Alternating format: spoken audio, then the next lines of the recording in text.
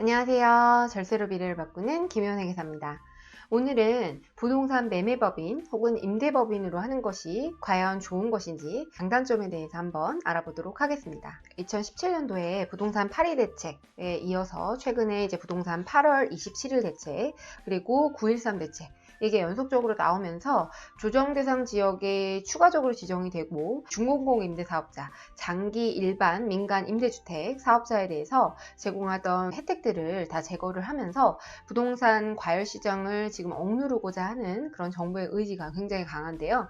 이런 상황 속에서 부동산 투자자분들이 그 대안으로서 가장 많이 관심을 갖고 계신 게 이제 부동산 매매 혹은 임대법인을 설립해서 이제 이런 어떤 규제를 피해 나가는 방안에 대해서 문의를 많이 주고 계십니다. 개인 사업자로 부동산 매매, 임대업을 하는 경우와 그렇지 않은 경우, 원래 기존에는 개인 사업자로 부동산 매매나 이제 임대업을 하게 되면 이렇게 1년 이내 단기 매도 시에 어떤 중과라던가 그런 거에 혜택이 있었는데, 지금 같은 경우에는 이런 중과 등의 혜택에서 벗어날 수가 없고 또 대출 규제도 심해지고 하다 보니까 이제 대안으로서 이제 법인 설립을 많이 고민을 하시는 것 같아요. 부동산 법인을 설립을 할 건지, 법인을 설립하는 것이 과연 옳은 것인지, 개인 사업자와 그 다음에 법인 사업자의 차이점은 어떤 것인지, 이런 차이점들은 굉장히 많이 알고 계실 거예요. 굉장히 많은 세무사님, 회계사님, 또 다양한 업종에서 이제 개인 사업자와 법인 사업자의 차이점과 장단점 이런 것들 비교 분석했으니까 이제 그걸 보시면 되고요.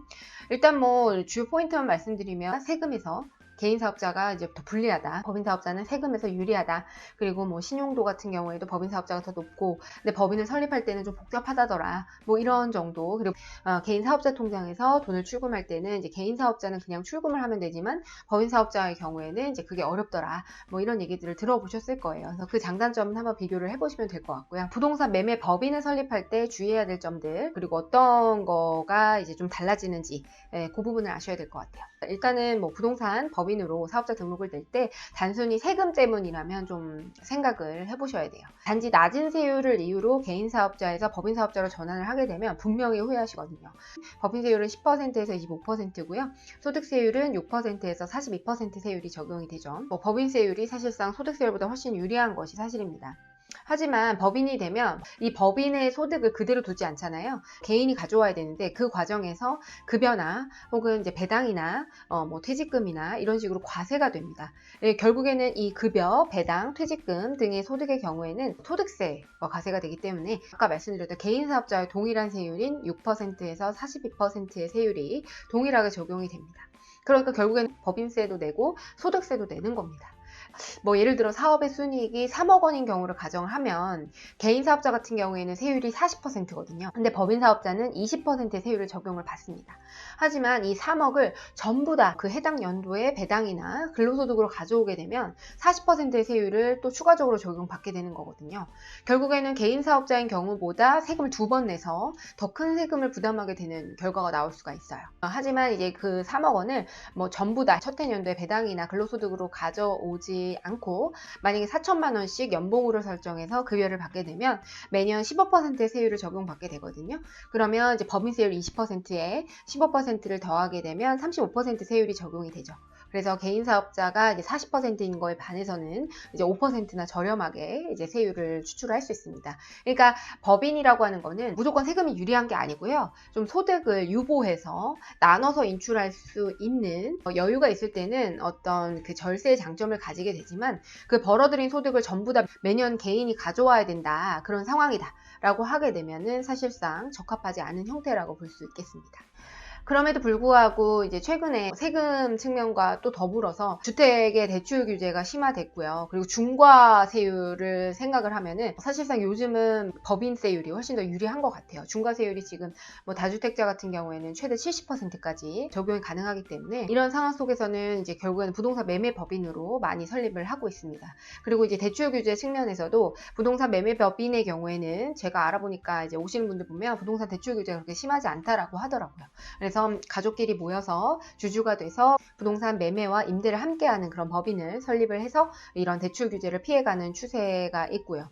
다만 이제 법인 설립을 하게 되면 장부 기장을 해야 되고 수수료가 발생을 하기 때문에 그 점을 유의하셔야 되고요. 또 마음대로 의사결정을 할 수가 없어요. 예, 정식 절차를 거쳐서 주주들의 동의 절차를 갖춰야 되는데 뭐 이거는 거의 이제 가족들 간에 운영이 되기 때문에 뭐 이 점은 크게 유의하시지 않으셔도 되지만 어찌됐든 그렇습니다. 주택이나 비사업용 토지를 매매해서 얻은 매매 차익에 대해서는 10%가 추가 과세가 됩니다. 이거는 이제 주거 안정을 해칠 수가 있죠. 그래서 제재가 있습니다. 법인세율이 만약에 10%에서 25%에 해당하는데 여기에다가 이제 매매 차익이 있을 경우에는 그 매매 차익의 10%가 추가적으로 과세가 된다라고 보시면 되겠습니다.